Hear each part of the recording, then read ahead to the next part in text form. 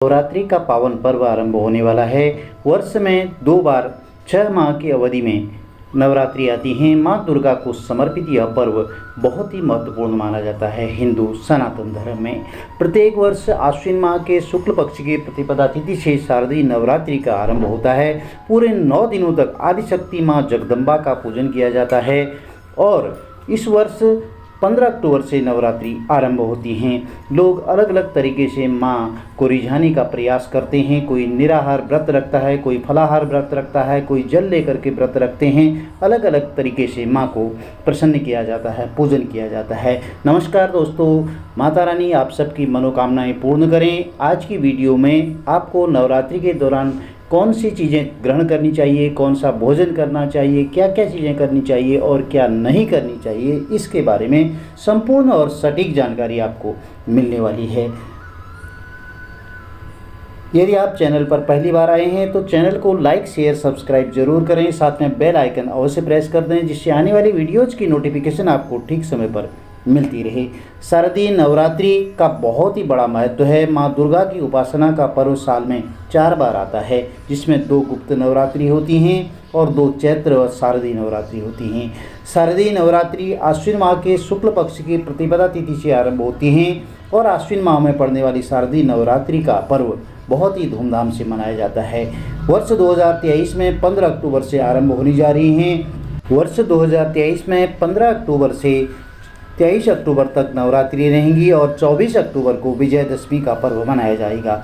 आश्विन माह की प्रतिपदा तिथि 14 अक्टूबर 2023 की रात्रि 11:24 पर प्रारंभ होगी और यह 15 अक्टूबर की दोपहर 12:32 तक रहेगी। उदया तिथि के अनुसार शारदीय नवरात्रि की शुरुआत 15 अक्टूबर से हिंदू धर्म में नवरात्रि के पर्व को बहुत ही धूमधाम से मनाया जाएगा। हिंदू धर्म में साल में 4 बार नवरात्रि पड़ती हैं। 2 नवरात्रि प्रत्यक्ष होती हैं और 2 नवरात्रि गुप्त होती हैं। इन 9 दिनों के महापर्व में पहले दिन घट स्थापना की जाती है और माँ दुर्गा के 9 रूपों की पूजा की जाती है। नवरात्रि के 9 दिनों में व्रत भी रखा जाता है। पूरे नियमों के साथ माँ दुर्गा की आराधना करते हैं। 15 अक्टूबर से शारदीय नवरात्रि का पर्व आरंभ हो रहा है।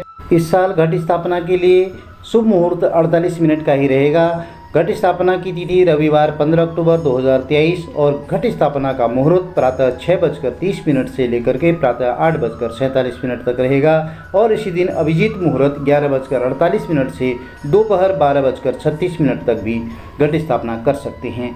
कलश स्थापना के नियम नवरात्रि में कुछ नियम होते हैं। कलश स्थापना का बहुत बड़ा महत्व माना जाता है। कलश स्थापना को घट स्थापना भी कहा जाता है। नवरात्रि की शुरुआत घट स्थापना के शुरुआत साथ ही होती है। घट स्थापना शक्ति की देवी का आह्वान है। मान्यता है कि गलत समय में घट स्थापना करने से देवी माँ प्रसन्न नहीं होती हैं। रात के समय और अमावस्या के दिन घट स्थापना करने की मनाही है। घट स्थापना का सबसे शुभ समय प्रतिपदा का 1/3 भाग बीत जाने के बाद होता है। अगर किसी कारणवश आप उस समय कलश स्थापना नहीं कर पाते हैं तो अभिजीत मुहूर्त में स्थापित कर सकते हैं। अभिजीत मुहूर्त भी श्रेष्ठ मुहूर्त माना जाता है। प्रत्येक दिन 8वां भाग अभिजीत मुहूर्त कहलाता है। सामान्यतः यह 40 से 50 मिनट का होता है। कलश स्थापना के समय माँ दुर्गा को लाल रंग का खास पसंद है, इसलिए लाल रंग का ही आसन खरीदें और उसके अलावा कलश स्थापना के लिए मिट्टी का पात्र, जौ, मिट्टी, जल से भरा हुआ कलश, मौली, इलायची, लौंग, कपूर, रोली, साबुत सुपारी, चावल, सिक्के, अशोक या आम के पत्ते, पंचपल्लव, नारियल, चुनरी, सिंदूर, फल, फूल, फूलों की माला, श्रृंगार की सामग्री आदि आवश्यक होती है। अब जानते हैं कि कैसे करें कलश स्थापना। पहले दिन यानी प्रतिपदा की को सुबह साफ स्वच्छ जल से स्नान कर लें और साफ स्वच्छ वस्त्र धारण कर लें। मंदिर की साफ सफाई करने के बाद सबसे पहले गणेश जी का स्मरण करें, फिर माँ दुर्गा के नाम से अखंड ज्योति जलाएं। कलश स्थापना के लिए मिट्टी के पात्र में मिट्टी डाल करके उसमें जौ, गेहूं के बीज बोएं। अब एक तांबे के लोटे पर रोली से स्वास्तिक बनाएं। लोटे के ऊपरी हिस्से में मौली बांधें। अब इस लोटे में पानी भर करके उसमें कुछ बूंदें गंगा जल अवश्य मिलाएं। उसमें सिक्का और दूब, सुपारी, अक्षत यह डालें। इसके बाद कलश में अशोक और या आम के पत्ते या पंचपल्लव लगाएं। अब एक नारियल को लाल कपड़े से लपेट करके उसे मौली से बांध दें।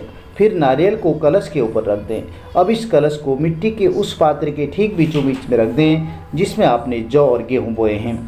कलश स्थापना के साथ ही नवरात्रि के 9 दिनों तक व्रत रखने का संकल्प लिया जाता है। आप चाहें तो कलश स्थापना के साथ ही माता रानी के नाम की अखंड ज्योति भी जला सकते हैं और माता रानी की षोडशोपचार पंचोपचार जिस तरह से आपका समय हो विधि विधान के अनुसार पूजन करें।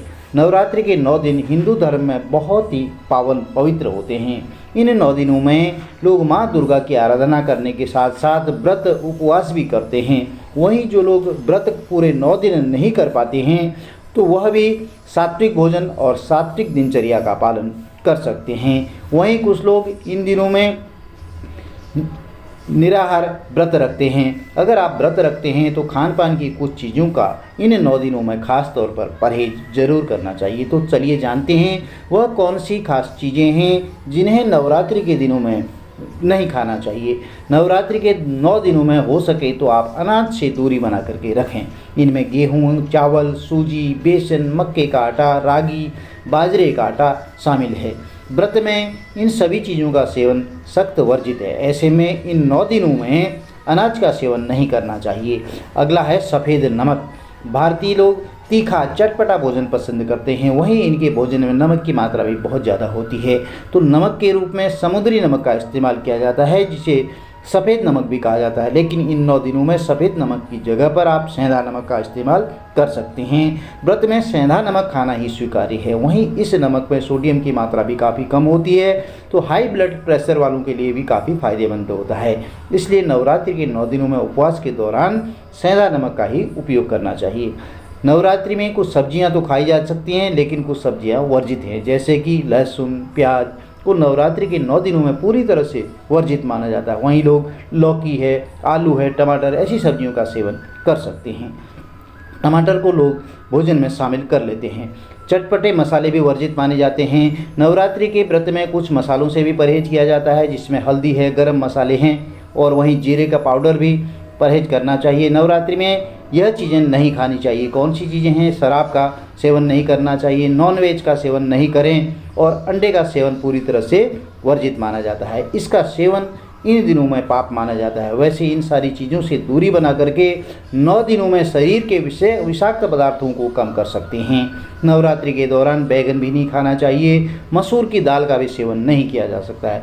हो सकता है आपके क्षेत्र में कुछ अन्य चीज़ें भी वर्जित हों। आप अपनी कुल रीति के अनुसार, क्षेत्र रीति, लोक रीति के नियमों के अनुसार पालन करें और नवरात्रि का उपवास रखें। नवरात्रि के दौरान ब्रह्मचर्य का पालन जरूर करना चाहिए। यदि वीडियो में दी गई जानकारी आपके लिए लाभप्रद रही हो तो चैनल को लाइक कीजिए, शेयर कीजिए, सब्सक्राइब कीजिए, साथ में बेल आइकन अवश्य प्रेस कीजिए जिससे आने वाली वीडियोज़ की नोटिफिकेशन आपको ठीक समय पर मिलती रहे। माता रानी आपके परिवार में, आपके कुटुंब में सुख समृद्धि लेकर आएँ और आपकी हर मनोकामना पूर्ण हो। कमेंट में जय माता दी लिखकर माता रानी के दरबार में अपनी उपस्थिति जरूर लगाएं। जय माता दी। आपका दिन शुभ हो।